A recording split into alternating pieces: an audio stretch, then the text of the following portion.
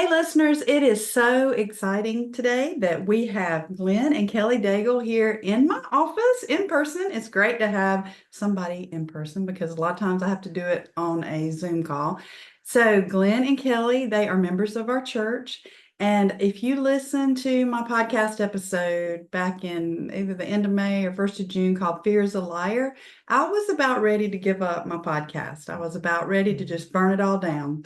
And then Glen and Kelly shared their testimony in Sunday school.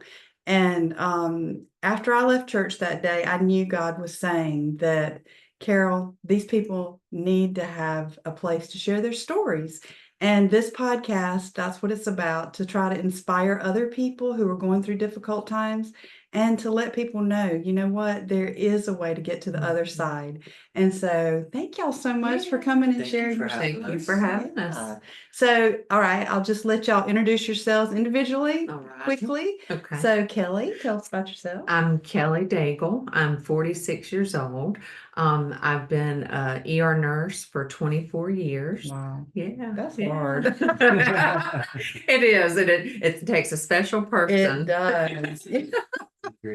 Yeah, so love what I do. I work at a local hospital here in town. So yeah.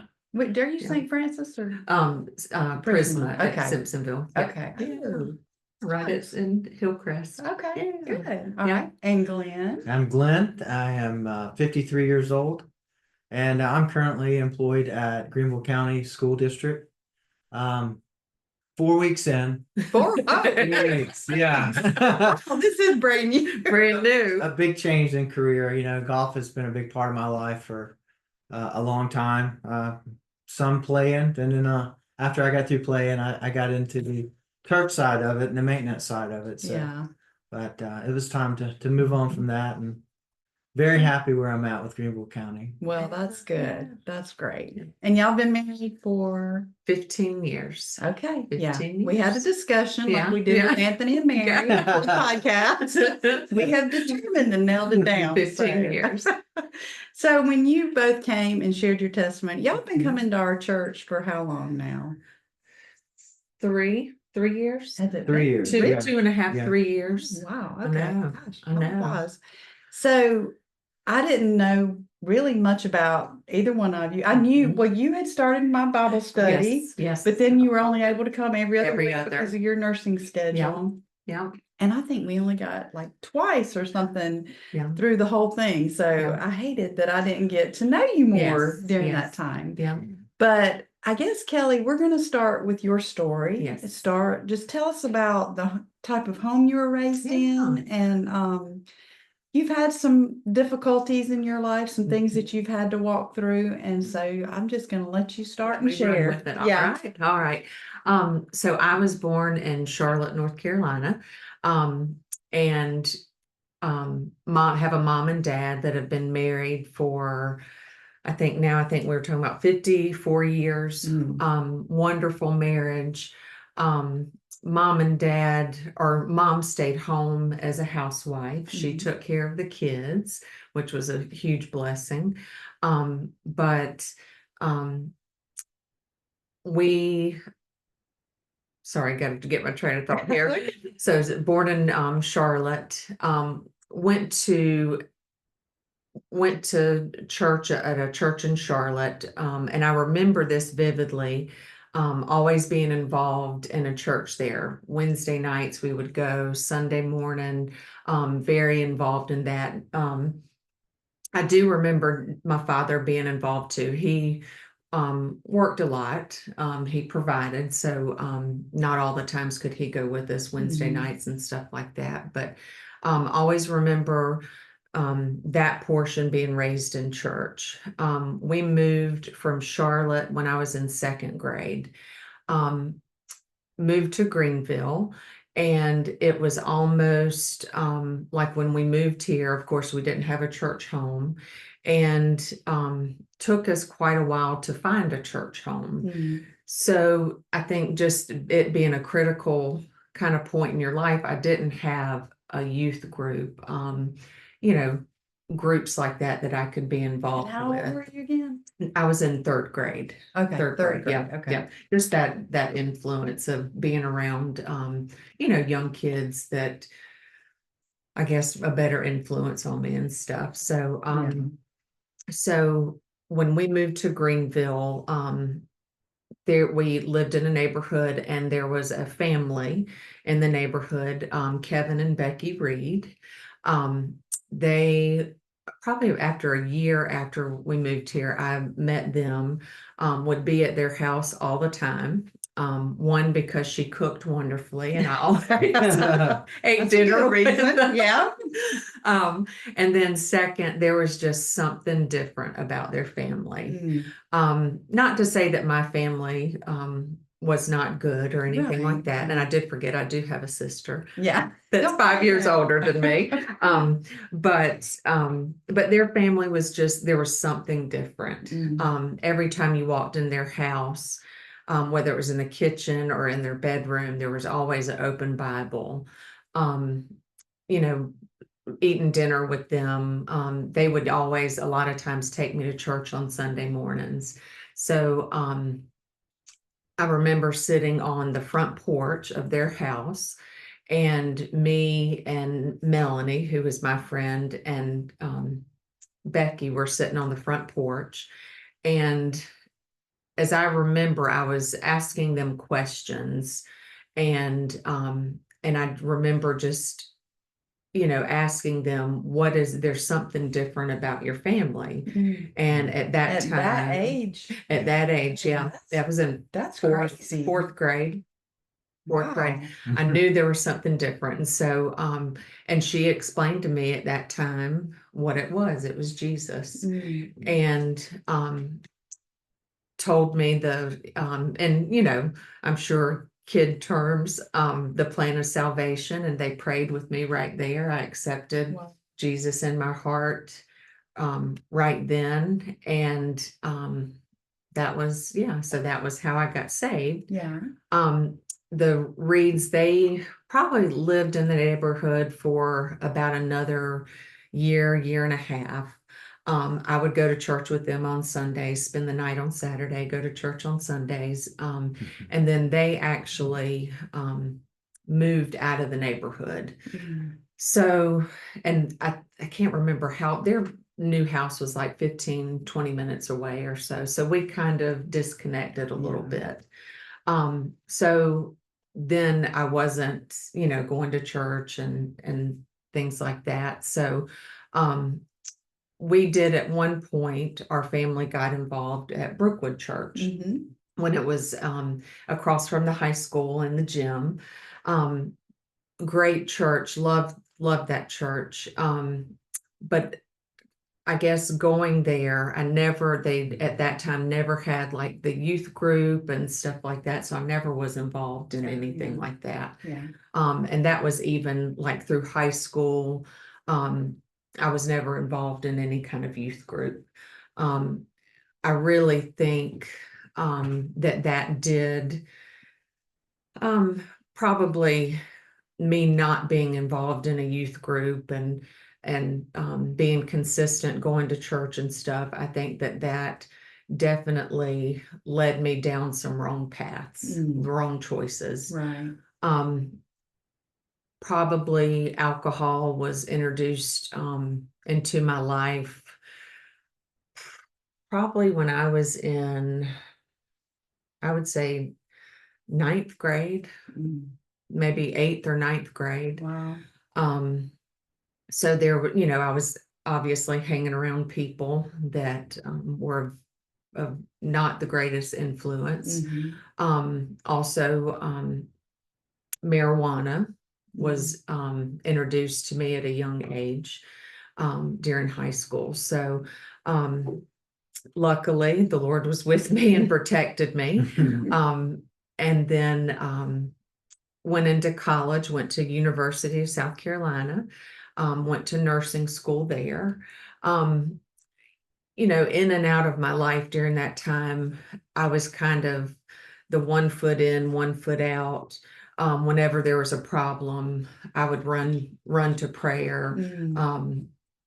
kind of like that, never just faithful, never faithful. Wasn't your foundation. No, it was not my foundation.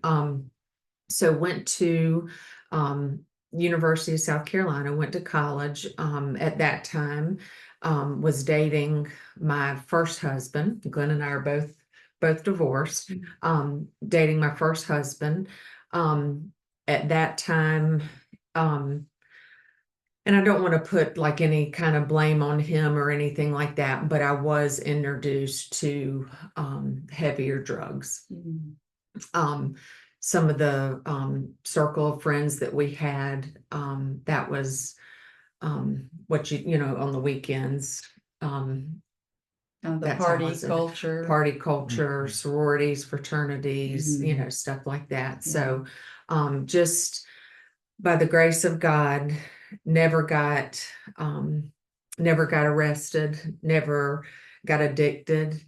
Yeah, that's And important. yes. And I, some of the crazy things he did, I should be dead, probably. Probably a lot of us. Probably a lot. For sure. So got married right out of college. Felt like, then it was okay, now we're going to get jobs, we're going to grow up.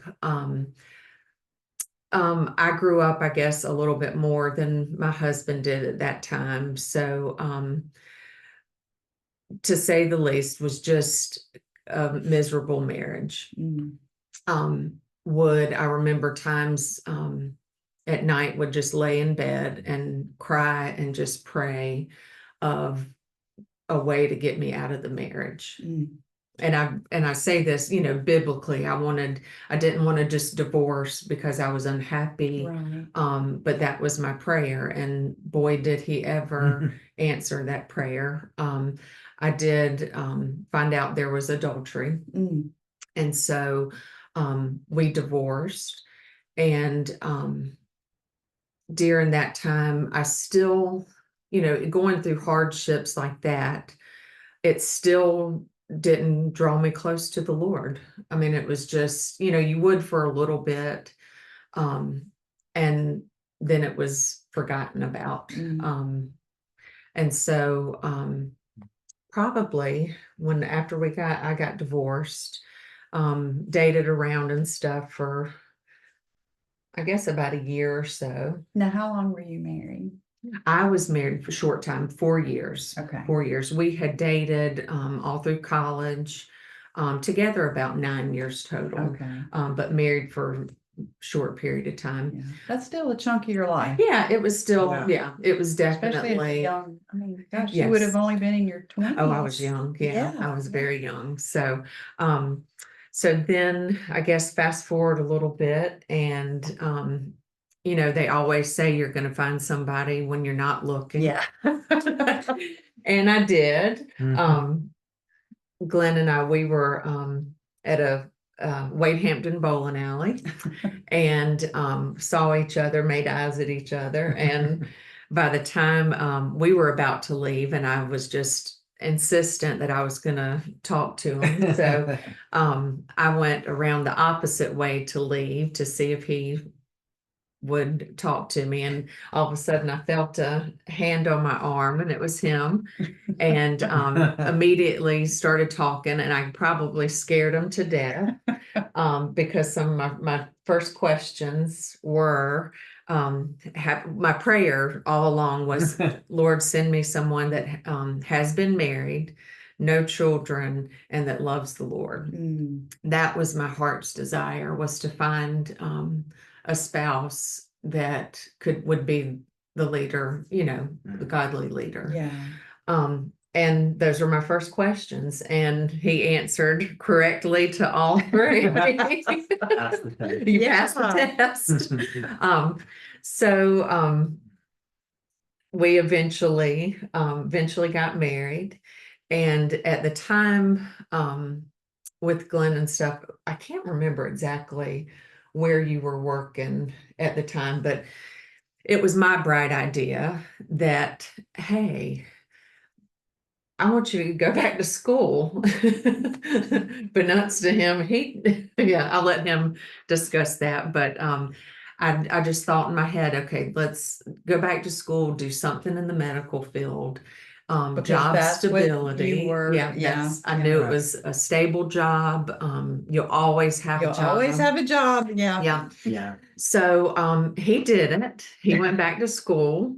It was, probably, well, I know it wasn't probably, it was some of the hardest times in our marriage when he, went back to school. And he'll tell you, he hates school. But it was a period of horrible depression for him. Sometimes I would come home at night either from work, and wonder if I was going to walk in and find my husband dead Mm. from suicide. Oh my gosh, wow. So it was, he was horribly depressed. So And let it me ask you was- this, yeah. because as you're saying this, and you said in your first marriage, you grew up and he didn't. Yes, yeah. So yeah. I don't know what his like work life or anything was like, but obviously you felt like you were the one that was probably pulling the load, but being Yes, the yeah. adult in this I was situation. always the adult in the situation. My first husband, their family owned a plumbing business here in town and stuff. And so, you just knew that he would go and eventually work for his parents and stuff. But I always, yes, I always was the one that managed the money, that just the responsible one. Right. Yeah. So do Yeah. you feel like that kind of translated that maybe you felt like, hey, I don't want to be the adult the rest of this marriage? Probably. And that Sure. sort of a view. Yeah, probably so. Yeah. Okay. And that it was, and just to have that stability in a job Mhm. and other things too, just to show himself that he could do it. Right. Just to give him that courage and to say, that you can do it. Because So you felt like you couldn't. Right. Mhm. But you believed he could, Oh, but yeah, you thought yeah. he was being hard on Yes, himself, but yes, actually you yeah. were trying to be true Yeah. to yourself, I Yeah. guess. Yeah. He knew he was not good at school, and that's okay. Yeah. Yeah. Not everybody. Not a lot everybody of is. people are. Yeah, not everybody is. So, but he got through I it. mean, He- at the time, I think I was working on a cattle farm for. Yeah, yeah. So that was, he was working on a cattle farm, and it was just, I wanted, and that's a big part of the story. I wanted more for him. Okay. And it was, I had I guess the fingers pointing towards me, what I wanted for him. Yeah. It was not necessarily what he needed. But I So think that happens a lot of times Yes. in Yeah. marriages, you Yeah. know? So I think that's Yeah. important to address. yeah. Yeah.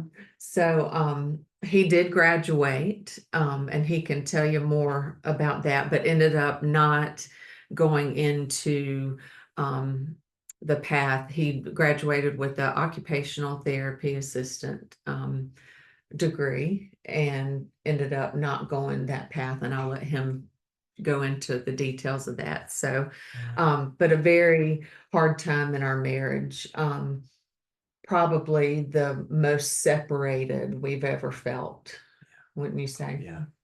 So did you, when you first got married, did you make this suggestion immediately that he go back to school? Or? Probably after about After about 3 years. Three- 2 years. 2 years. 2 or yeah. 3 years. So you hadn't been married 2 or that 3 long. years. No, Yeah. no. Okay. Yeah. Yeah. How long did you date before you got married? 6, 7, 8. 2 years.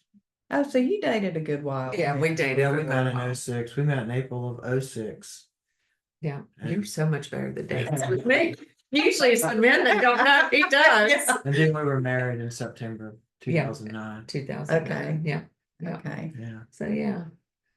Well, so that, I mean, that I was just curious since, you both had come out of your first marriage, and I know Right. you had to be cautious Yes. about Yes. jumping into this Yes. again. Yeah. Oh yeah. And So- you'll hear in his story, when we met what was going on in his life at that time. So, yeah, we're very cautious. And of course, I always, just the trust issue. Mhm. My first marriage ended in adultery.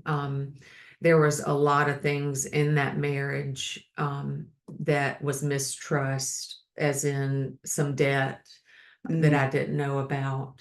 I think that happens a lot. Yeah, yeah. So just all around, Right. very And even I was up, distrusting. I mean, we were upfront with each other. I was honest about, Yeah, uh, some of my infidelities, and, Mm. yeah, um, yeah, I didn't want to go into this relationship hiding something from Yeah. her, hmm at all. yeah. And so, I'm sure her knowing that she was protected, Oh, but at yeah. the same time, I don't know. Very honest with Well, me. how did that, Yeah. I mean, did that make you second guess? There was something, and I guess this is just the Lord bringing two people together. There was something about him that, even when we were both still rough around the edges, there was just, he's got this pureness of his Mm. heart. Yeah. And that just drew me to him. There's just Mm. something, very honest and pure. Mm. And thank goodness he's never given me a Yeah, I reason was to not trust him. Yeah. He's always been upfront and honest with me. Mm. Even if it was, something that was hurtful. hard to say. Yeah, Yeah. yeah, to- always been Hard to honest. admit, but Yeah. you live and learn. Mhm. Some of the Yeah. relationship that I was in, it was a lot of secrets, a lot of and I didn't want to go into this No relationship secrets. Yeah. So Yeah. I mean, you learned with from that. that. I Yes, learned you from did. that. That's You right. did. Yeah, Yeah. I did. That's really good. Yeah, Yeah. yeah. So after he started working, went back to golf.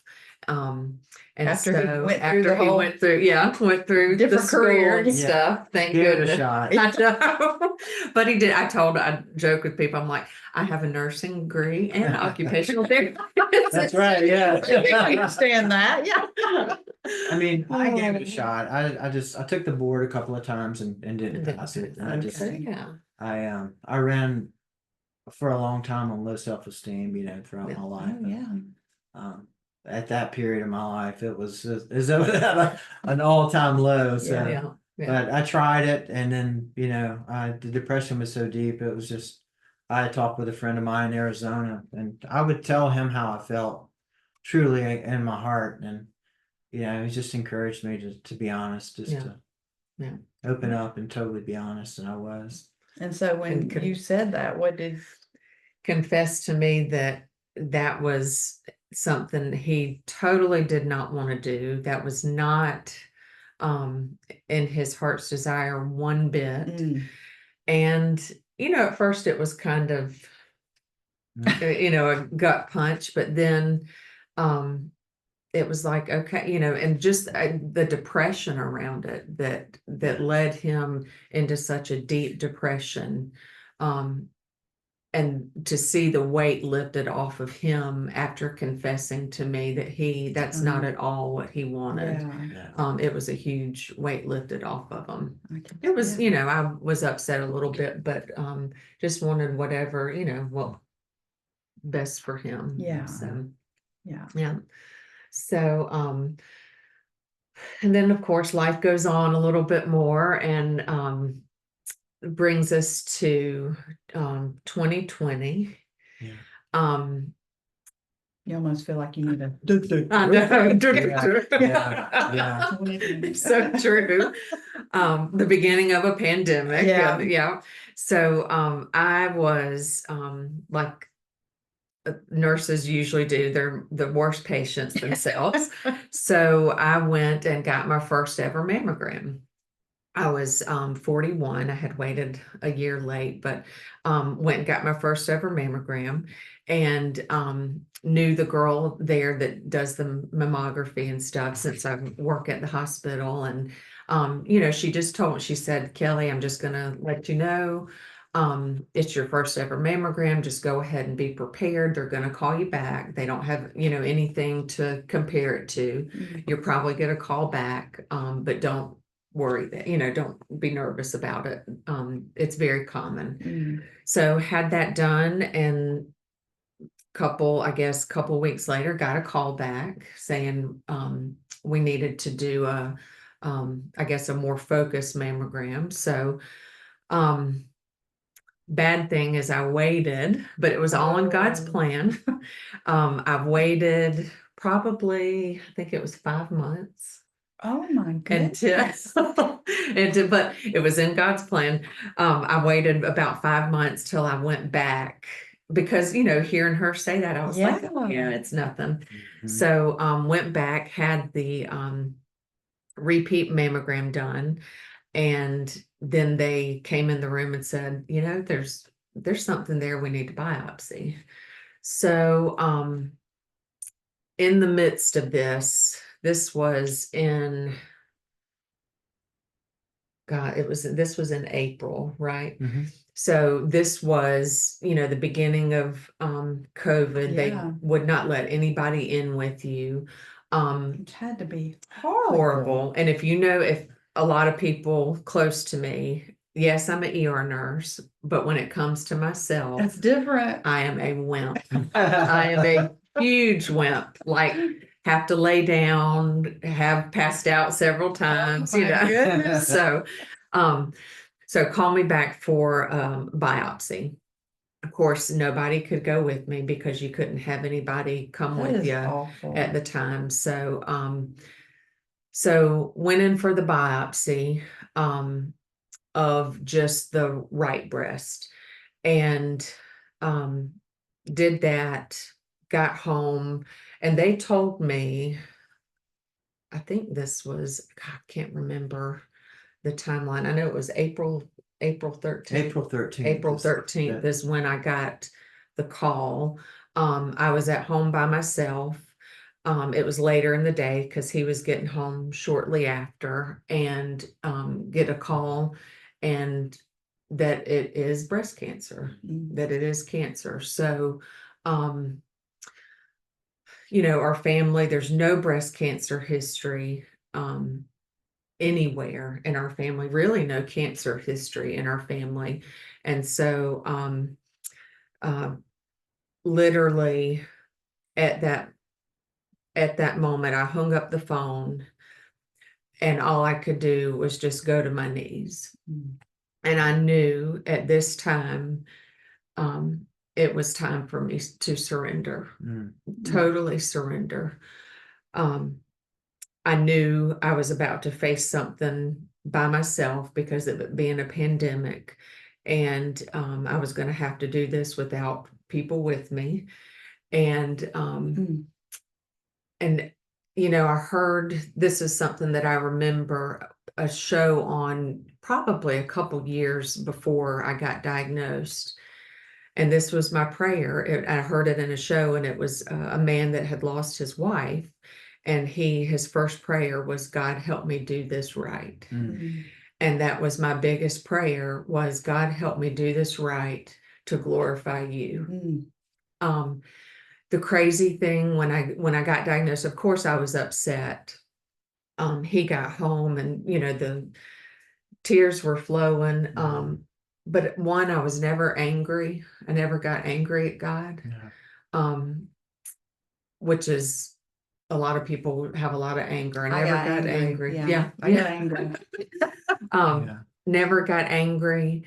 One thing, I did go through the, like, kind of, why me? Yeah. And then of course I read something that was like, why not you? Yeah. Why not you? Yeah. And so went through biggest thing, and just ways that God revealed himself to me through this whole cancer journey was incredible. I had never, in my life growing up and stuff, had a pretty comfortable life, but never had really gone through anything hard. So this was literally the time in my life where going through this alone, going to, appointments and stuff alone, that I was fully dependent on the Lord. Yeah. Now, And how was your relationship with God before your diagnosis? Sporadic, it was, I always describe it as half in, half out. When something, you know, bad happened, you would go to him in prayer and So you had and kind hope of for the been in that best. loop for quite a For quite a while. while. Okay. Yeah. Which a lot of us Yeah. end up that Yeah. way. A lot of us do. But it was that day that on my diagnosis that literally it was like a light switch just went on. Wow. And it changed my life, it changed my heart. And so going through it and just seeing the faithfulness of the Lord, and he showed it to me. There was like one of my prayers before I went to one of the meetings that I had was, Lord, just make it so obvious of what I need to do, whether a lumpectomy, mastectomy. Wow. My first meeting, I went in there and he says, well, good news and bad news. Good news is you don't have any options. You don't have to make a decision. Wow. Like, Um, wait. yeah. So the tumors I had 2 tumors in the right breast. They were the size of limes. Oh my Huge. gosh. Yeah, isn't that crazy? And so he said, we have to take the breast. Yeah. So and then deciding to do both breast, had an MRI. There was actually cancer in the left breast that Oh. MRI missed. Wow. And so in pathology and surgery and stuff, that's when they found that. And then different visits and stuff that I went to at the doctor's appointments and stuff, I would be anxious. I had uh, expanders in, and I would have to go in and get these fills done, and it was very barbaric. Oh. And so very anxious around those times. And I remember sitting in the waiting rooms and I would write scripture before I went, and I would keep it in my pocket and just continually read scripture. And just the people that God placed in the offices at the time, because everyone was displaced. COVID, they were pulling people different places, and just the people that he put in my path, I knew they were God sent. Would be so anxious about an appointment, and then this one girl, just a breath of fresh air, walks in, and continual conversation, all my anxieties and fear, just went away. So but it was amazing going through this. Yes, going through it alone at the appointments and stuff like that, but to watch my husband, like a light switch, finally be the spiritual leader that I had been longing for. Wow. It was pretty amazing to see the change in his heart. Just everything, the change. I remember we would stay at my mom and dad's house the first couple nights, just so she could help take care of me and all that too. And he just looked at me one night and he just said, I want to take you home and take care of you. Oh, wow, that had to mean a lot. Yeah. So it was huge, just a huge change in our life. And then through the years, and we can talk about this together, finding Infinity Church, and just through the years, I know I was saved that day in 4th grade, but there was never a heart change. I have had a heart change completely.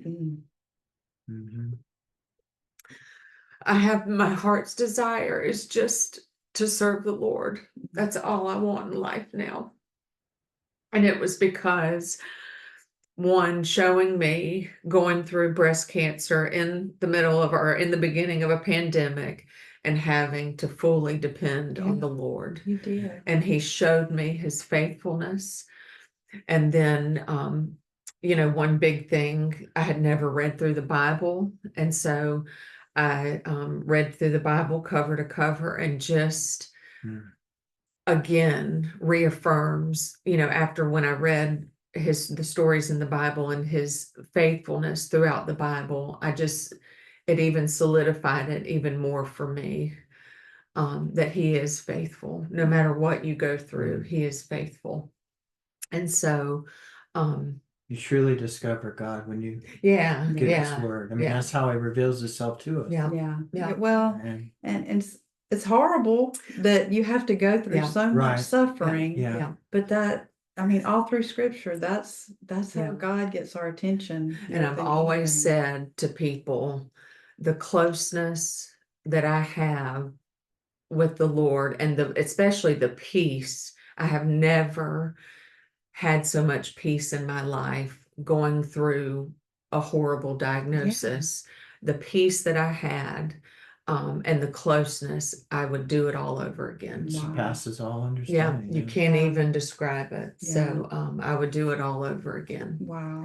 That's So because I was diagnosed with breast cancer in September of 2019. Mm. And so I had my surgery November. Well, they had to go back in December because they didn't get it all. got it. And then I did my radiation, and I finished I think it was the last day of January. Mm. So it was right before that. And when that hit, I remember thinking, if I had to do this by and I didn't have, I was just able, thankfully, just to have a lumpectomy and radiation. I didn't have to go through, the mastectomy. I Yeah. cannot imagine how difficult that would be to go through that during COVID. Mm. So, I mean, But God knew yeah, for me to finally surrender, yeah, Yeah. that is what I had to Yeah. do. It was, I mean, it's like in me, putting it off for 5 or 6 months. That was all in his plan. yeah, Yeah. wow. And it just, that was it. That's the way it was supposed to work Yeah. out. God knows. So he Yeah, does. He does. does. Like Anthony kept saying, my times are in your hands. Yeah, So, yeah. yeah. Yeah. Yeah. So, okay, So- Glenn, let's go to your story. All right. I know. I How you think grew up. Yeah. I just want to make sure we can get all of this in here. Yeah. So, Well, I grew up in Greenville. I was born in 1971, and I was the youngest of 4 children. I have 2 older brothers and 1 older sister, and I was raised in a Christian home, a very loving home. When I was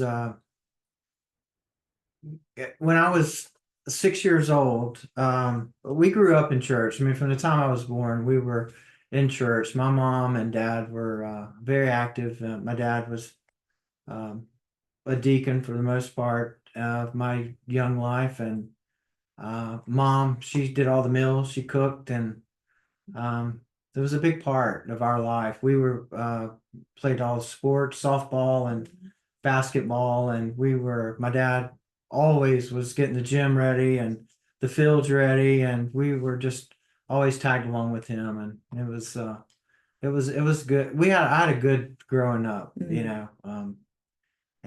but early on in my life, I guess I was 7 or 8 or so, and I was baptized. I accepted Christ. I went forward, received Christ, and was baptized, and at a very young age. And but I also at a very young age, I started dipping when I was 6. Tobacco. Can't talk about that in this I know, family. right? My brothers dip. My dad chewed tobacco. listen, But, my husband, my son. yeah, they all, yeah.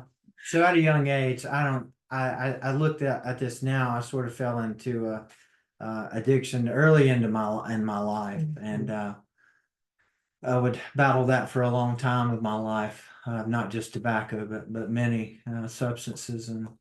But growing up as a kid, I had a good childhood. I played a lot of sports.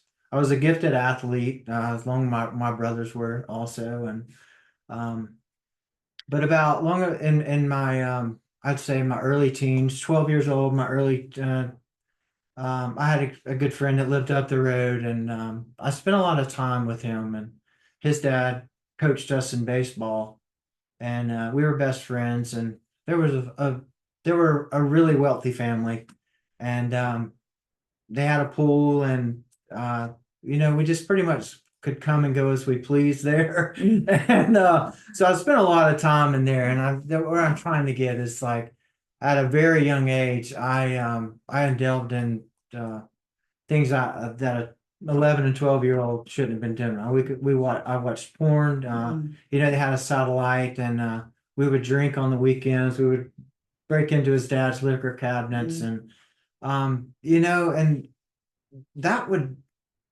happen almost every weekend. And Wow, from such a young age. yeah, at a young age. And that sort of developed, as my teens, I just kind of was a part of my life. And alcohol, even through high school, alcohol was I depended on that a lot. And but I was throughout my school, I hated school. I never did well in school. I was I don't know, a DC student. I would rather be in the woods hunting, or playing sports or something. I never applied myself. I even always thought I had a learning disability for some reason, maybe because I didn't apply myself, but I don't know. But I put my parents through a lot through my school years. But I said I was a gifted athlete. It was unfortunate because I didn't maintain good enough grades to play sports in high school. So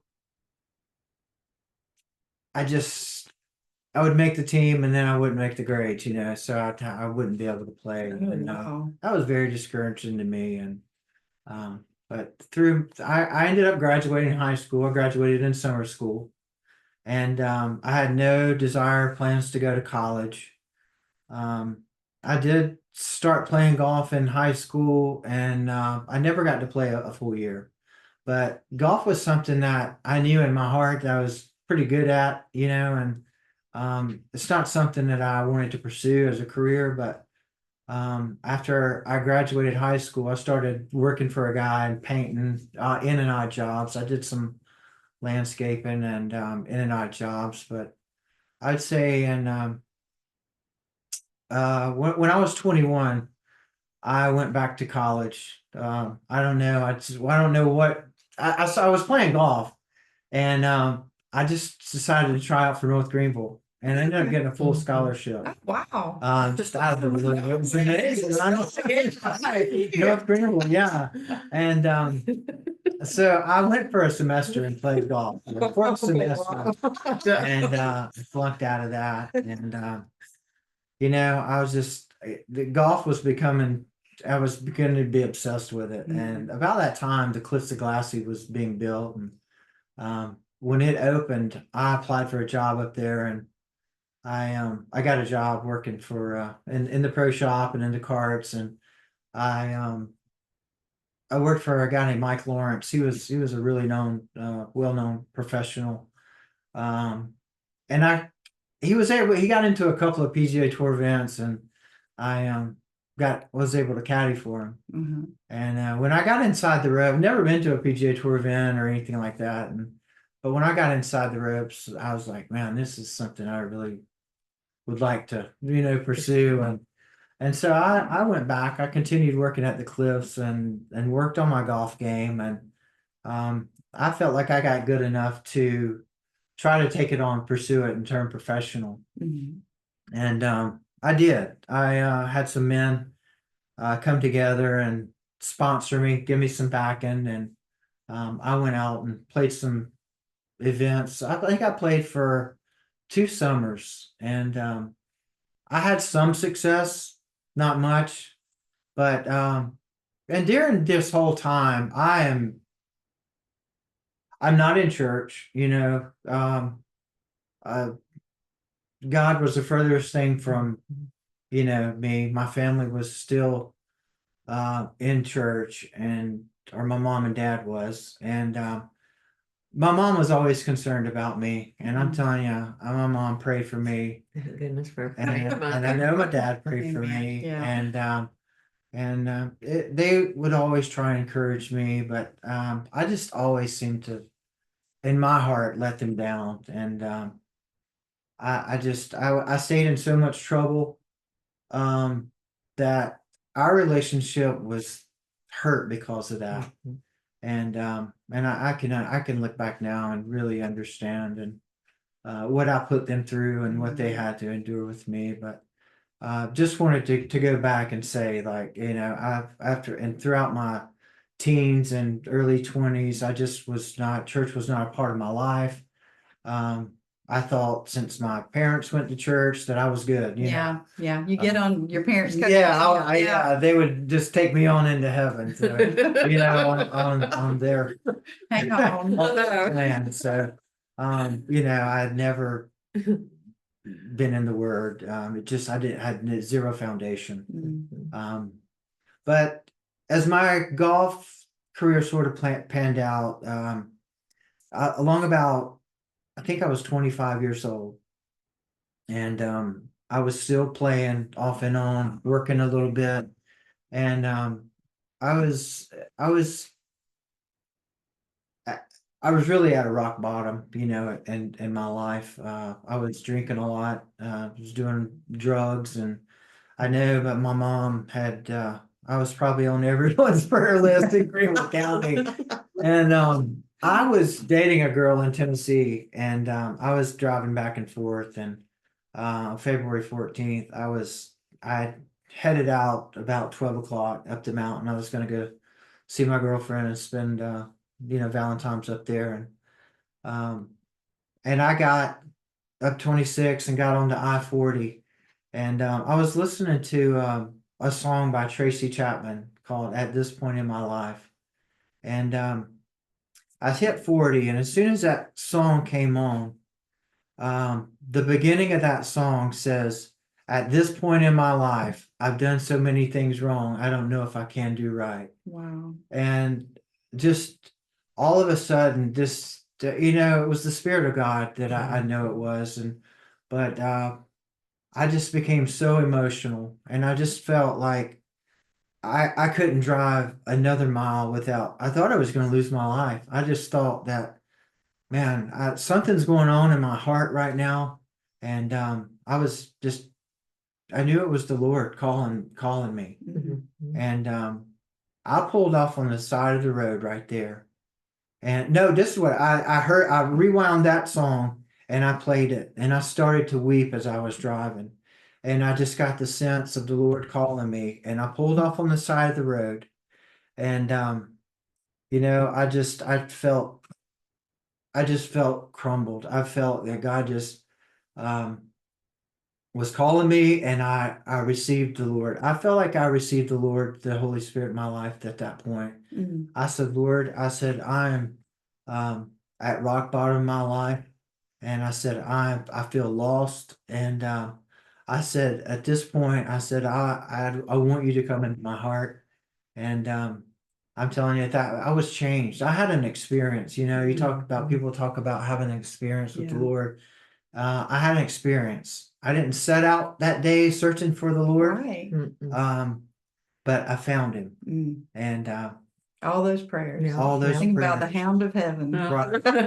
Thank God for a praying mother. That's right. And I'm telling you, I was so emotional. I just wept so bitterly. I just sat there on the side of the road before I took off. And it was funny. I had one of these old cell phones that was mounted in my car. And I had abused it so much, it was shut down. My parents, like, I couldn't pay the phone bill. So, I mean, that thing sat in there for like 3 years with not even no service. And but I'll tell you one thing, I started to going, and I was so excited that a change had come over me that I wanted to tell somebody. I picked up that phone and called my brother.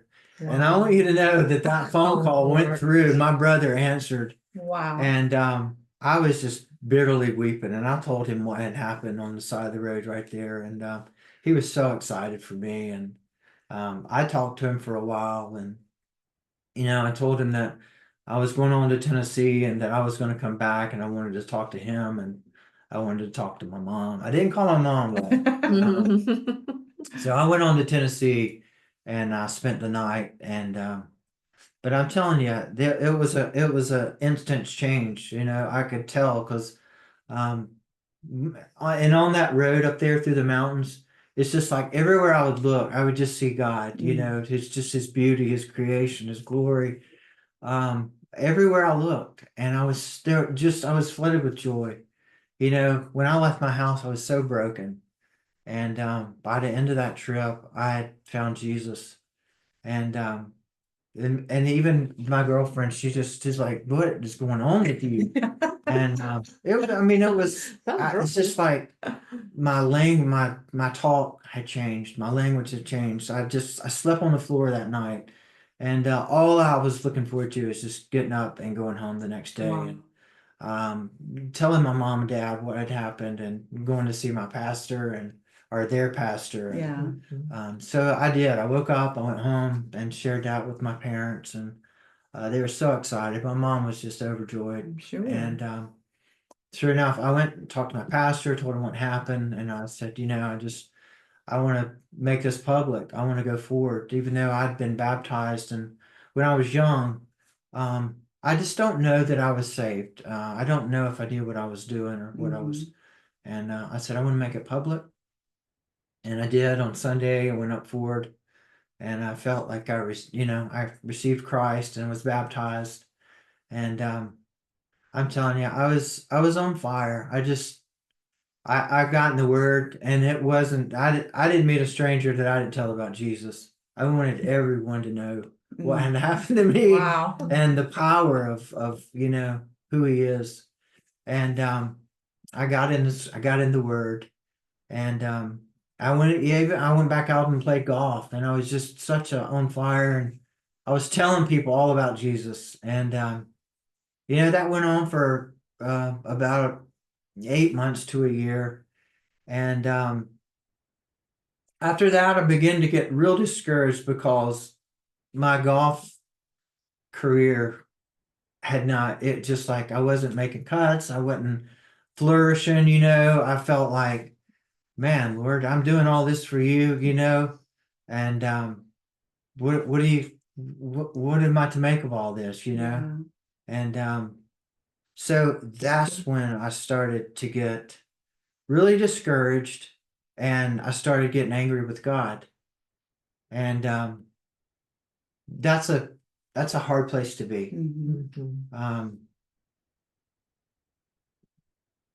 Because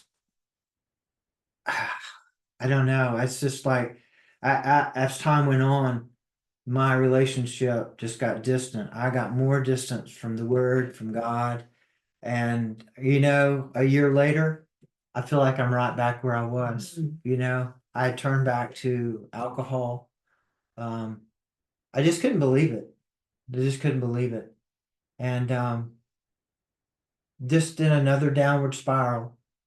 And but then it was just such a dark place to be, because I knew the goodness of God. I knew how I tasted that goodness, and I had gotten away from it. I'd gotten back in with a bad crowd, and I ended up losing sponsors. I wasn't able to play, and I sort of went back and forth, in my relationship. And So let me ask you, when you found Christ and feel like that's when you were baptized, I mean, when you had a real relationship with Him and were baptized and everything, right. and so you started, excuse me, you got back into church.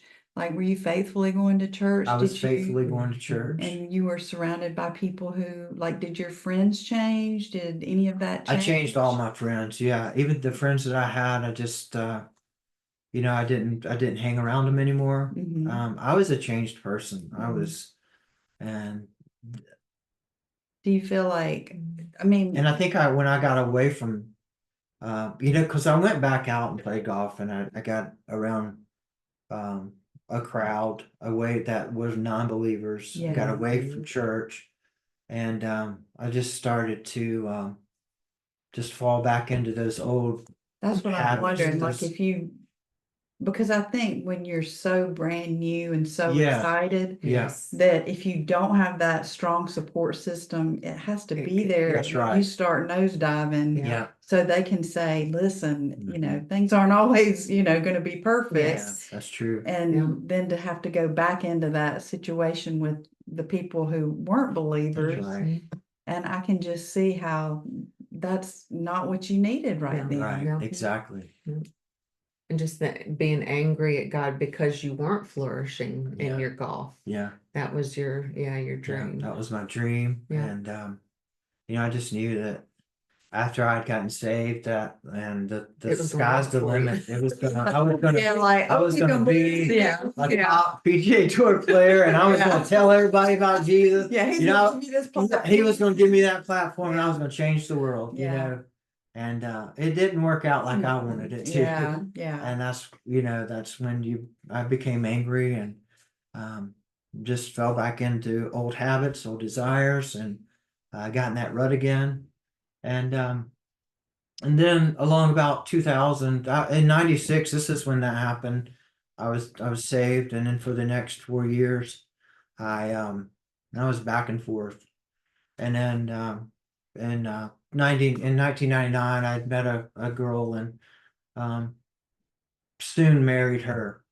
And that marriage was we both drank a lot. We were in and out of church, but it was a toxic relationship. Mostly on my part. I was unfaithful. I had a lot of secrets. I did a lot of things behind her back. I was so ashamed, knowing where I once was in my life and to where I was now. I lived with not a lot of confidence in my life. And I just having secrets like that, it's a downward spiral. Yeah. And I'm sure you felt a lot of shame. I felt a too. lot of shame. Yeah, I did. I Yeah. truly did. And she was good, you know. We wasn't good for each other. Mm. And I was at such a bottom, abusing alcohol and drugs, and just one day she told me to get out, you know, and I was almost waiting for that, looking for that. And when she did, I left. And my grandparents were deceased. They had deceased, and they had a house above my mom and dad's. And my mom and dad and her sisters and brother allowed me to stay in that house. And so I lived there for a while. And Were you working or? one day, my brother and I had a painting business, Daigle Brothers painting business. Okay. And not long after my wife and I had separated, we had run that business for about a year, I think. And he had gotten an offer for a job for Greenville County Rec, so he had to get out of his part of it. And I wasn't responsible enough to keep it going. You know, it's a shame, but and so just one day I went out. I had gotten the leaves up with my dad all day. My dad and I worked in the yard, got leaves up, and I was drinking throughout the day. And that night I ran out and I was going to get some more beer, and I ran a stop sign on my way to the store, and I passed a cop, and they immediately put the blue lights on, and I took off. I tried to lose him, and I went up over the mountain. I actually did lose him. And but at that same time, that brokenness just came back. Just an overwhelming feeling came across me. I knew I was running, and I was ready to stop. I was ready to surrender again. Wow. And sure enough, I pulled off the side of the road, and I just started weeping. And I just laid my arms out the window, and sat there, and all of a sudden I seen blue lights coming up, and he got out, and I was halfway out of the truck, and I just told him, I said, I'm guilty. I said, I'm sorry for running. And so he took out, they were very kind to me considering what I was doing at the time, and took me to jail. I was arrested for a DUI. And when I got out of jail, when I was able to get out, no one would come and get me. I had burned so many bridges. Wow. Everyone was done with me. And Tough love. Yeah. Tough so, love. yeah, Yeah. yeah. My ex-wife, she decided to come and get me. She said, "But you're not staying here." She said, "I'll come and get you, and I'll take you somewhere, but you're not coming back here." And I made a decision to go to rehab, and I spent 31 days in the rehab, and I never drank a drop again. Wow. I came out of there. I went in there wanting to change, wanting to get help, and that was a hard time for me. I went through some pretty heavy withdrawals, but I overcome that, and I came out of there. And when I got out, that's when my people, places, and things changed again. And so I started bowling with a friend of mine on Different. Monday night. Yeah. And so that's where I met Kelly, Yeah. on a Monday night at Wade Hampton Bowling Alley. And that's where we met. Yeah. I, like she said, she came and spoke to me, and in my heart, I was happy, but at the same time, I knew I had a lot of baggage. Yeah. And how long had it been since you had gotten out of rehab before you met Kelly? This was about, let's see, January, February, March, April, almost 3 months. Yeah. Oh, it was 3.5 pretty months. soon. Yeah. Okay. Yeah. And so we met that night, and then the next day we talked on the phone, and I think we saw each other again. Yeah. Yeah. We went out, you introduced me to your parents, and we ate at Thornblade and had a meal. And yeah, I just felt like I wanted to be honest with her, and I just said, you know what? I said, I got so much baggage, and I said, I did not want to bring you into this. Yeah. And I know they told us in rehab just not to get into a relationship fast, get yourself, work through it. And she didn't accept no for an answer. So she chased you. She chased me. She did not accept no for an answer. And praise God for that, because we talked it out, and she told we shared so much. We were so honest with each other in the beginning. That was a beautiful thing, is the honesty. I was at zero. I had nothing. I mean, I had nothing. And she was Because you willing. weren't working. I wasn't guess. working. I had nothing. Wow. I mean, really, that's And a big deal. yeah. And she was willing to help me. I couldn't drive. I didn't have a license for a year. She was willing to help me get back on my feet. She was willing to take me back and forth to my the classes that I had to attend, court ordered classes, and through all that, I met her family, and I did well. I mean, her dad got some. I was going to ask.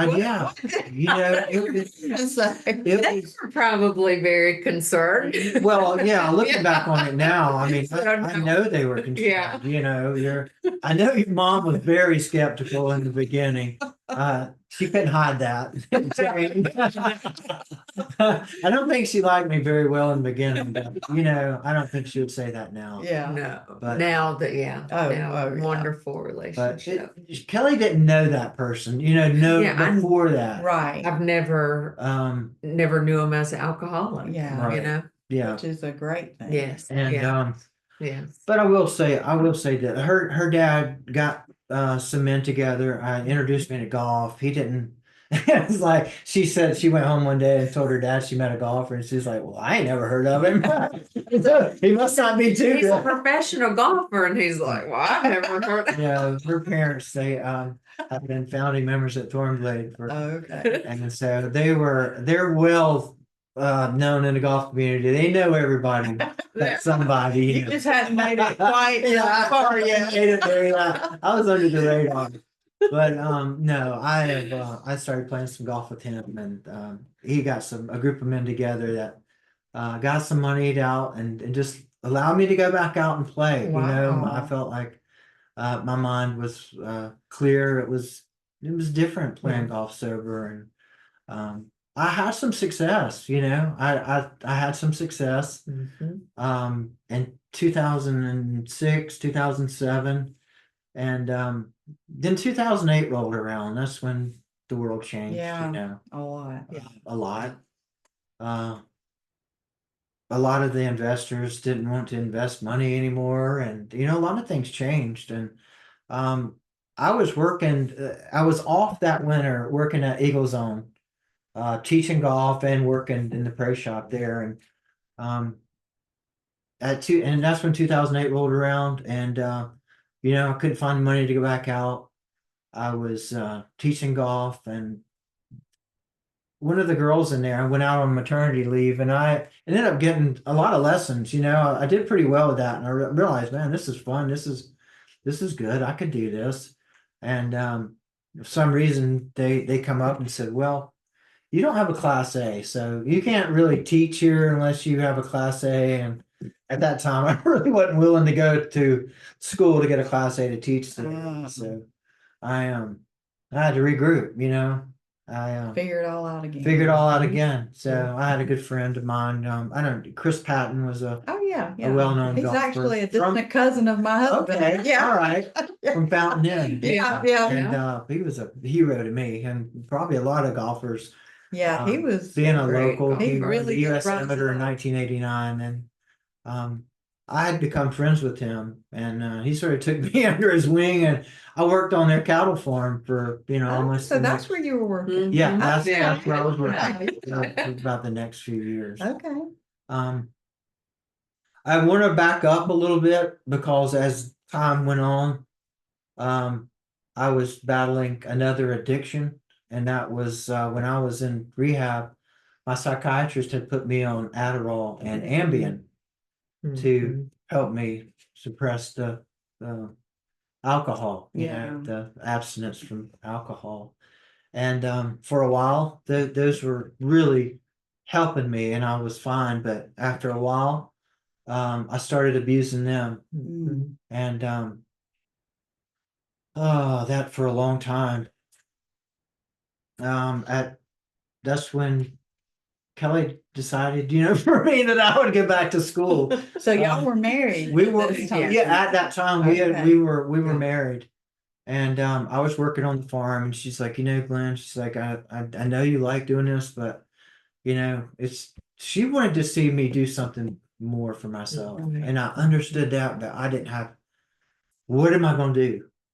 And so I went back to school, and Against your will. Against, very much I against. wanted to please her. Yeah. And at that time, she was working so much overtime. I mean, it was just unbelievable. I couldn't believe what she was doing for me. Mm. And I said, this is the least I can do is just go back to school and give it a go. And as school went on, it was the darkest times of my life. I was so depressed. It was such a challenge for me, school was. Tests, studying. I struggled through it. And I became more and more addicted to these two drugs, you know, not the painkillers, but the Adderall and Ambien. Well, I would take all my medicine up within a 2-week period. And here I am, it's a controlled substance. So here I am having to wait 2 and 3 weeks out to get them refilled. And through that time, it was pure hell, you know, for her, for me. And like she said, that was probably the hardest times for us. And then you know, at that time I started smoking marijuana to get through those 3 weeks. And then that became, you know, it was just one thing after another. And Well, the depression, I mean, it helped, the marijuana helped with your depression. Yeah, I was just And it was self-medicating. like, you know Yeah, what? sure. Whatever he needs to do to get through this, and I just, Yeah, just kind it of, wasn't the yeah, ideal thing, but that's No. what we battle. yeah, Mm. yeah. And so I go through school from 2012 to 2016. Mhm. That's what it took me to get through school. And 2016 rolled around and I'd taken the board a couple of times. Very discouraged again. We were in and out of church, Yeah, not yeah. much, but in 2016, I went to a Brookwood, a men's retreat at Brookwood, and I found a book there John L. by John Eldridge. It was called A Heart, Wild at Heart. Yeah. Wild at Heart. Yeah. Yeah. That sounds perfect for you. Mhm. Yeah. Wild at Heart. It was laying on the table, and I picked it up and I took it home. And when I started reading that book, I didn't set it down. You know, the Lord really spoke to me through that book, and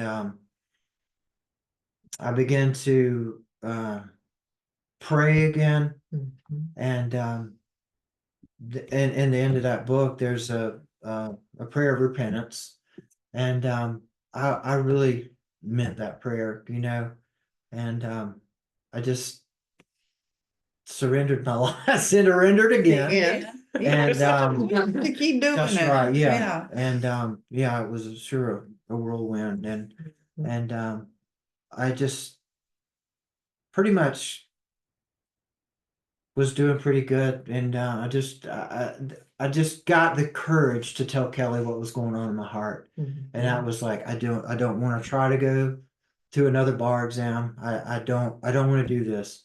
I had done 18 weeks of clinicals, and that was tough. Hated every I minute. that'd be hard enough when you want to do Yeah, it, but when right. you don't want to do it, Yeah.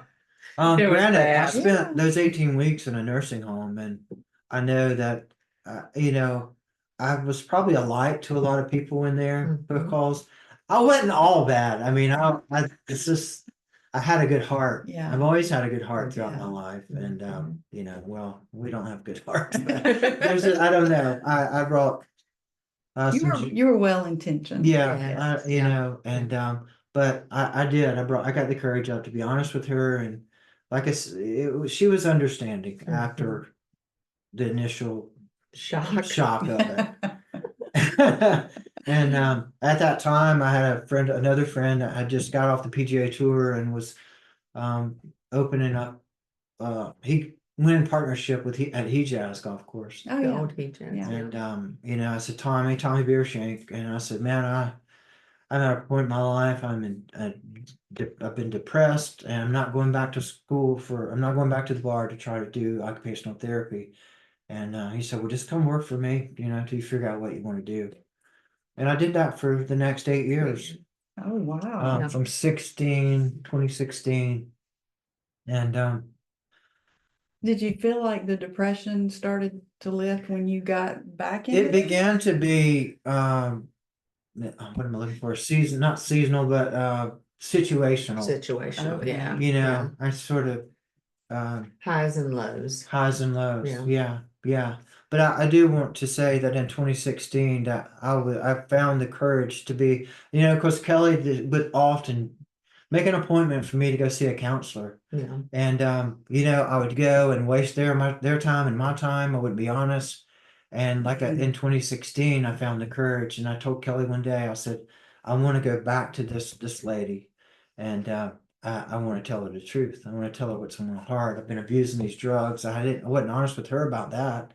They were trying to figure out, where is this depression coming from? Where's all Yeah, this He just darkness wasn't being coming from? honest. And I was, you know, I had an addiction to something that had a secret about, you know. Mhm. And even she didn't even know the extent of Yeah, it. yeah. He But finally. there again, I just opened up. I was honest, and I just told cold turkey, quit that, and just done with it. Wow. And so I went through those next few years, maybe self-medicating with a little marijuana, but Yes. when and this is when Kelly was diagnosed and 2020 Yeah. rolled around. April 13th, Mhm. I'll never forget it. I was at work, almost getting ready to come home, and she shared with me, and she was crying. She just need to come home. I need to talk to you. And I do just had a feeling in my heart. Did you know she was going back for the I mean, I I guess knew for she the was going back. biopsy Waiting and on all. the Yeah, biopsy yeah. results. And when she Yeah. came home, when I came home, she was sitting in the yard, weeping. And I pulled up and I just got out. We both wept, laid in the yard. She told me, and man, I just like that day forever changed my life Mhm. Wow. for good. Yeah. For good. Yeah. I knew the kind of person that I had been all my life, and I knew the kind of man that I wanted to be from here on. Mm. And I'm telling you what, I did tobacco. I mean, I did that for almost 35 years. And I took that, I went in the kitchen and took that out, threw it away. And I went in the house and I got on my knees and I prayed. I surrendered my life. I said, God,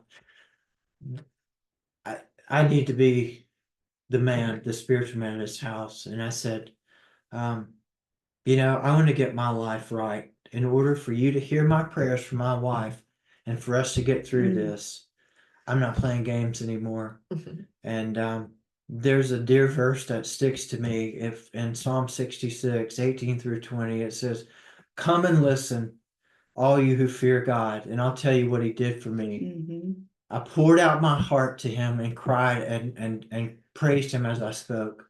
If I had not confessed the sin in my heart, he would not have heard me. But he did.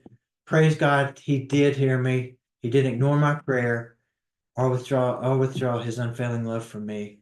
And when I just confessed my heart to him, and I just from that point on, I've made a promise to him. I said, "Look, I'm going to pick up this word, your word, every day. I'm gonna, I want to get to know you." Mhm. And I said, "I'm going to read through your word, through the Bible. I've never read it, like Cover to I've cover. covered to Right, cover." right. And I said, "I don't know what I'm doing in this, but I want you to lead me and guide me. And I'm going to come to this place on my knees every day of my life, and I'm going to meet you here. And I trust that you will guide me and teach me to be the man I need to be." Mm. And from that day forward, she and I haven't looked back. Mm-mm. We Mm-mm. have grown so much spiritually in that time. Our marriage is uh, uh, just flawless with joy. I mean, I'd say that is. I mean, she's my everything. She's my best friend, Yeah. and Mm. um, I wish married couples could experience And it took what it's cancer to do like for that. Jesus Yeah. to be in the center of Yeah. your life, and And we put him first and then each other. Yeah. And it just, like this, who it knew just that falls beautifully into cancer place. could bring Such joy. such joy, Mm. Yeah. Wow. and transformation to two lives. Yeah. Um, we just it's a joy for a husband to look at his wife and see his wife daily in God's word. I'll never get tired of seeing you praying or seeing you in God's word in studies. Just it's so life changing. It's transformation. God's word, and that's what it is. It's His With word. his word. Mhm. Yeah. Yeah. And for me to see him and just to, I have, trust in him like I trust him, but now I know every decision that we make, I know he's taken it to the Lord. Mm. Yeah, And I'm, yeah. I have, The you trust. are have the Trust, godly man that I Yeah. have always wanted. Yeah. Mm. Yeah. I've been sober since 2020. I mean, it's been life changing. I can't believe that I don't suffer from depression and I don't suffer anything. Praise Yeah. God, by the grace of God. Um, His grace and mercy is new Joy. each day, and I know what joy is, true joy. Mm. and it's all him. It's nothing that I've done. It's what he can do to your heart. Yeah. Yeah. But you have to seek him. Yeah. You have to do it. You have to seek him. He's always there. Right. And it's a daily task. Yeah. It's hard being a Christian. It's hard being faithful, but it is so rewarding because the joy And the peace. and the peace, you can't explain it.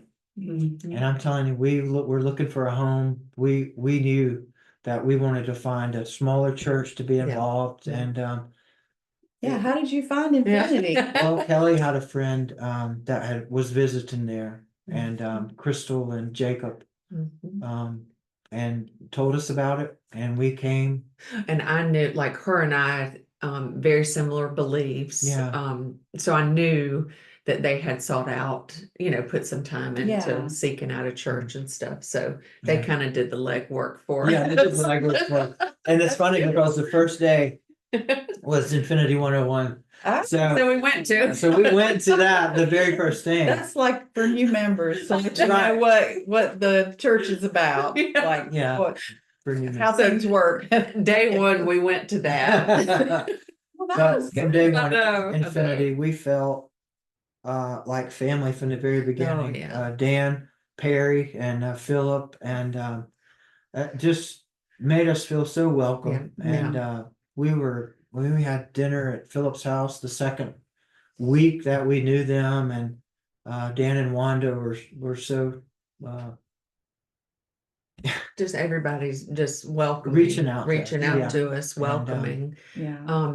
And now, I mean, we've been there going on 3 years, and it's just amazing. But we've gotten so plugged in, and Yeah. we are like family. That Infinity is just, we've seen it grow, and we're so excited for where it's going. Oh yeah. Yeah. And but to have a pastor like Philip who preaches the word Yeah. exponentially, to be able to that's what we wanted, to go to a Bible church that just went through the word verse by verse, Yeah. and that was it. Yeah. Yeah. And we found a home in that. We started in the couples class. I mean, in Travis's class, Yeah.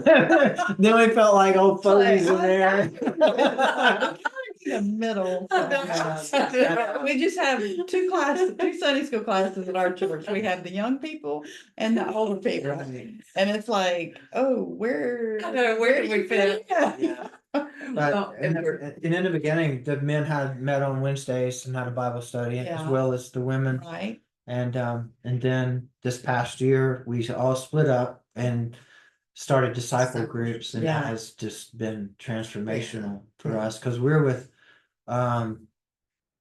Joe and Shane, Okay. Sherry and Hank, and Rich and Christelle, and now Brian and Brenda.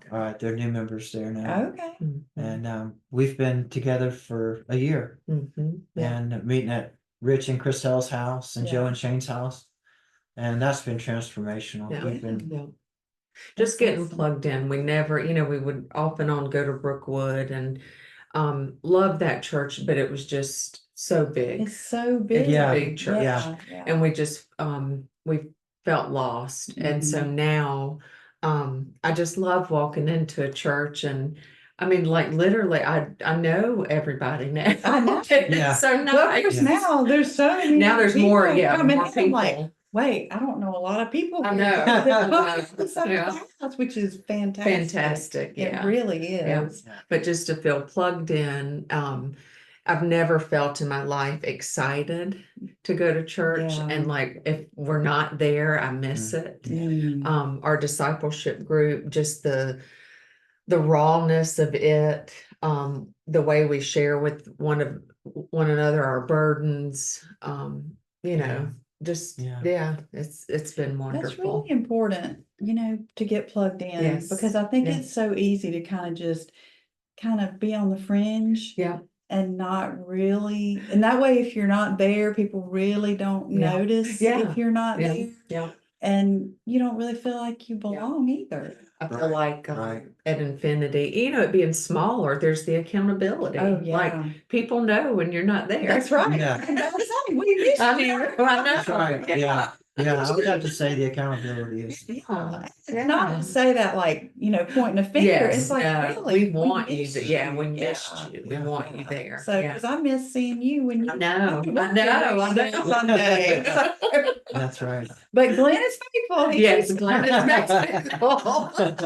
which is great. That's good. You know, and through that, I teach the second and third grades now. Oh, Once a Sunday, and wow. so that Yeah, it's been so nice to yeah. be a part of Infinity and to be able to get plugged in and play a role and Yeah. I'm gonna start helping in the nursery. Oh, well, So, good. yeah. Bless your heart. I know. That would be my baby fix Yeah. for a little. Yeah, we need your help. There's so many kids coming in. I know, I know. So, yeah. So as we kind of wrap up, one thing that, one of the reasons that I wanted to interview you for the podcast was because this podcast is Building Strong Homes, Mhm. Blueprints to Strengthen Your Faith and Yes. Family. Mm. And so many times, I think maybe a husband or a wife looks at their situation and says, you know what? I'm just going to walk away. Yeah. Oh, I'm just yeah. going to burn it all down Yeah. and I'm going to start over Yeah. somewhere else. Yeah. But y'all didn't do that. No, And I know, God intervened with that He did. cancer. yeah, he did. But some people would give in and give up Yeah, with the cancer Yeah. and just live their life in despair. Yeah. Even though look at how you're thriving yes, now. oh, yeah, Right. so, Right. so, Yeah. so good. And one thing on him, when I got diagnosed, you go on Facebook pages, Mhm. newly diagnosed cancer, and so many women, especially after having surgery and losing their breast, so many women said, my husband wants a divorce now, Oh or my gosh. husband, looks at Mhm. me. I feel like he's looking at me with disgust. And that is, Mhm. it's crazy to say, but physically, I feel even more wanted and valued. I mean, it's Wow. just, he That never, is- yeah. So that says a lot, especially for a man. It really, I mean, it Yeah, really yeah, does. he So- never has made me feel not, Yeah. so thank you My for prayer that. is so it's just I'm gonna love you with the love of Christ. Yeah. Yeah, and Yeah, that's my prayer. And yeah, I know you're just so Yeah. grateful that she's on the other side of this. Yeah, and doing doing great. so Yeah. well. doing She's great. such a light for others. for Yeah, others. Yeah. really, both of you Yeah. are really. I a pray light. that's, my job and stuff, being a Yeah. nurse, that's kind of like a mission field for me. Yeah. So I hope that think it's a God great mission continue- field. Yeah, especially in ER. Yeah. Oh my gosh. People's worst moments. It- So, But I think we Yeah. both would just want to thank our parents yeah. for being that example for us. I mean, Yeah. our parents have been married to 60 years Yeah. mine- plus, and they have set that example. And I'm so grateful for my mom and dad, Mhm. and Yeah, I love them Okay. very much. very much amazing parents. Yeah, My siblings, Yeah. we're still a close knit yeah, family, and God is so good. that's good. And God's fam- blessed us. That's the thing. Yeah. Family is so Is everything. it's so important. It You is. need each other. It's Yeah. everything. Yeah. You really I like need that. each other. If you want to change the world, go home and love your family. Yeah. Yeah, that is so true. Well, that was Mother Teresa. Yeah. And I found out because that I had used that in my podcast for a long time before I found out exactly where that came from. Mhm. There was a man who had a strong family. I don't know where he was from. I don't know if it was the United States or Europe, but anyway, he decided he wanted to go and make a difference with Mother Teresa and be in, that environment and help people. And she found out that he had a strong family at home. And she said, if you want to make a difference, go home and love your And love your family. family. Oh, that's. And I didn't know that Yeah. when I used that in my intro. So I'm glad you pointed that know, out. I know. That's a really good It's thing. so true. It's truth. Yeah. Yeah. So I want your story to give others hope. If you're a 20-something-year-old Yeah. divorced woman out there or man, I don't know how old you were when you were divorced, but maybe early 30s. Yeah, maybe. early 30s. Yeah. Late 30s, yeah. Yeah, and you just think that, this is it. I've ruined my life. there's nothing better on No. the other side for me. Mm. Don't give up hope, No. Mm-mm. because No. God's always got something Mhm. better. Yeah, And he has a plan and a purpose he does. for every single thing we Yeah. go through, and he can use Yeah. every bit of Yeah. it. You can come as you are. That's You come as exactly you are. right. You don't Thank have to clean goodness. up anything, or he wants you as you are. Yeah. Yeah, And that's grace. Yeah. Yeah. That is great. grace. That's exactly He'll work right. on you. He'll transform you if you seek him. Yeah, you're And right. that's what, if I could tell somebody, it would just be to just Seek turn to him Yeah, and seek him seek the Lord daily. daily. Mhm. I think that's great. And that's a good word to end on. I know Yeah. we went a lot longer than normal with the podcast, but I knew that both of you had really good stories, and I didn't Oh, want thank to you. go over, gloss over any of it. I Yeah. wanted to be able to tell it Yeah. in enough detail that Yeah. people would understand, and they would get to know you a little bit, Yeah. and hopefully see themselves, if they're struggling, Yeah. that they can have hope. So thank you both for being on. Thank you. you. Thank you so The much. opportunity. Yeah.